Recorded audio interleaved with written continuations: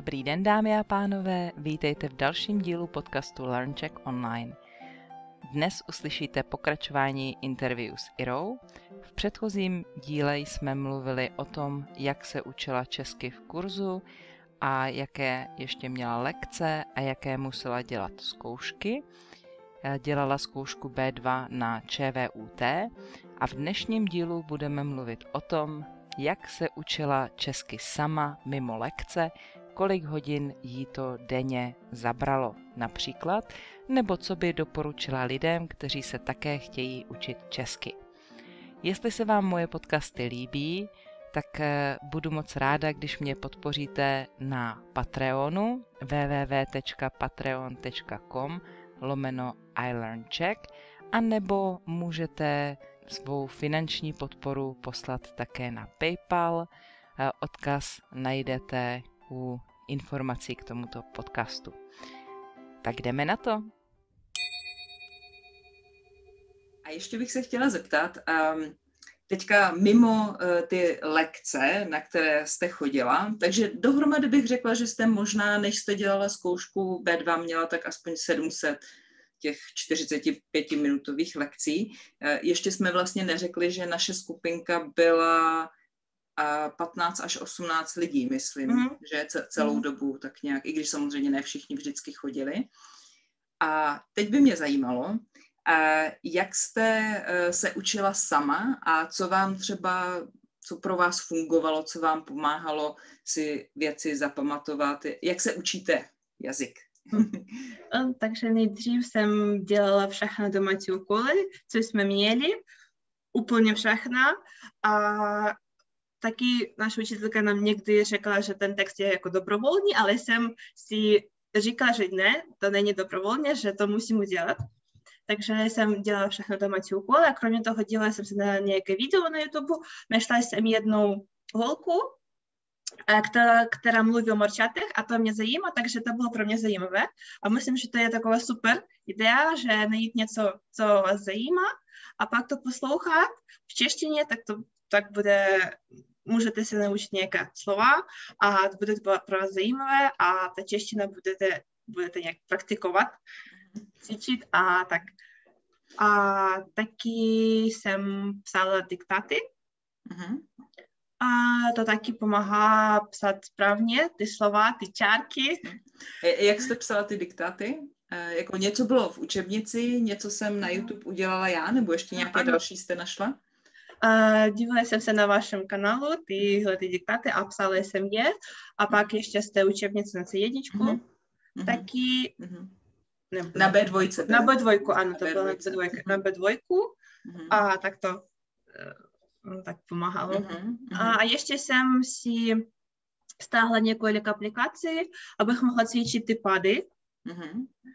Nějakou byste doporučila? Nějakou dobrou? Jako konkrétně na pády? Já vím, že existují aplikace na slovíčka, ale našla jste něco na pády? Já mám aplikaci, která se jmenuje Pády. Pády prostě takový název. A stáhla jsem ji a líbí se mi, že můžu vybrat jaký pád konkrétní. Například mám problém, že například nemůžu se naučit ten instrumentál, takže můžu si vybrat jenom ten instrumentál a můžu ho cvičit, až se nenaučím. Takže tam vybíráte správnou formu, nebo sama tam něco doplňujete, nebo jak to funguje? Vybírám správnou formu, tam například mám větu a musím správně slovo doplnit. Jo. Aha, dobře. Ira taky ráda kreslí, tak jste si dělala nějaká barevná schémata, nebo ne? Ano, dělala jsem si mám takový sešit, kde jsem si namalovala různé tabulky a taky nějaké obrázky, abych to lépe zapamatovala. Takže to taky pomáhá. A ještě možno dělat nějaké plakáty a dát je na zeď. To jste udělala? Ne. Teď bydlím na kole, já nemůžu na zeď nic lepit. Aha. To by byl takový problém, ale myslím, že až přijedu domů, tak určitě si něco takového udělám. Abyste nezapomněla přes prázdniny. Jasně. Takže jste mluvila vlastně o poslouchání, o diktátech a taky jste někde něco četla? Kromě toho, co bylo v učebnicích, a nebo to tolik? Ano, koupila jsem si několik knížek. A to jsou... Aha, adaptovanou četbu jste si koupila. No, ano, koupila jsem. Mi ukazuje, jedna knížka se jmenuje Pohádky a to je na úrovni, je to od Lídy Holeček Step by Step a A2, to je nižší. A2 a tohle je B2. Takže košík plný milenců, původně od Haliny Pavlovské, ale zase je to edice Czech Step by Step. Tak to jste přečetla? Ano, a to je taky super, že tam jsou textík a pak nějaké cvičení k tomu textíku, takže to taky takové zajímavé. A zároveň ne moc dlouhé a je to lehčí, než kdybyste četla nějak originál. I když v současné době už byste asi mohla číst originál, ale předtím to pro vás bylo lehčí tohle. Ano. Tak ještě něco byste třeba doporučila lidem, kteří by se chtěli učit česky nebo by chtěli studovat v Česku? Mohla bych doporučit jenom, že pokud člověk chce se naučit nějaký jazyk, tak musí se hodně učit a dělat všechna úkoly.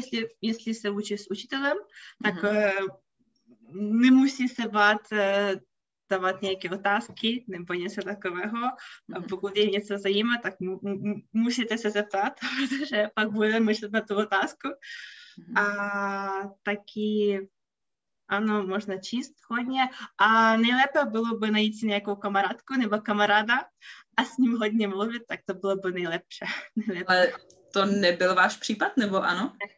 Ne.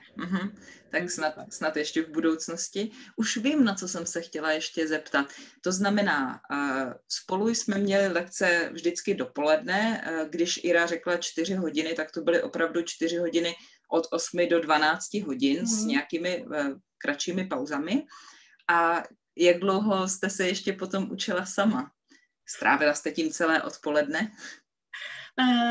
Není celé odpoledne, ale hodiny 3 nebo 4, ano. Takže vlastně ještě stejný čas, jako jste měla ve skupině, tak jste se ještě učila sama. A pokud jsme měli ještě nějaké domácí úkol, jako napsat text, nebo nějaké se taky možná i více, protože strávím s tím psáním textu trochu více času, protože přemýšlím, jak to správně formulovat, aby to bylo tak nějak zajímavé a tak. Myslíte si, protože se mi zdá, že mnoho lidí, mnoho studentů nemá rádo psaní a řekla byste, že jste na sobě pozorovala, že vám to pomáhalo? Ano. Že je to důležité? Myslím, že je to důležité a abych řekla pravdu, tak vždycky mě bavilo psát nějaké texty a když jsem se učila ve škole taky, byla jsem velmi ráda, když měli jsme za úkol něco napsat. A tady jsme měli hodně domácích úkolů, že měli něco napsat, nějaký text, nějaký esej nebo nějaký dopis. Takže bylo pro mě zajímavé najít nějakou informaci a jak to správně udělat tak, aby to byl nějaký dopis, formální dopis nebo neformální dopis a taky nějaká žádost nebo stížnost. A to je všechno takové různé a zajímavé. A myslím, že to velmi pomáhá, že člověk, když píše, tak on vidí, jak to slovo vypadá a pak může si zapamatovat ty čárky a různé písmenka. Takže myslím, že věc. Pardon. Můžete říct, že jste si třeba pamatovala ze svých textů potom nějaké formulace nebo slovíčka, která jste třeba vyhledala speciálně pro ty texty? Když jsem psala texty, například jsem hodně psala dopisu kamarádu a myslím, že teď si zapamatovala na celý život, že kamarád má čárku nad A. Kamarád, ano. Jo. A taky mnoho různých slov, která používám často, tak taky můžu si to zapamatovat, že tam je nějaká čárka nebo nějaký jiný nebo kroužek nebo něco takového.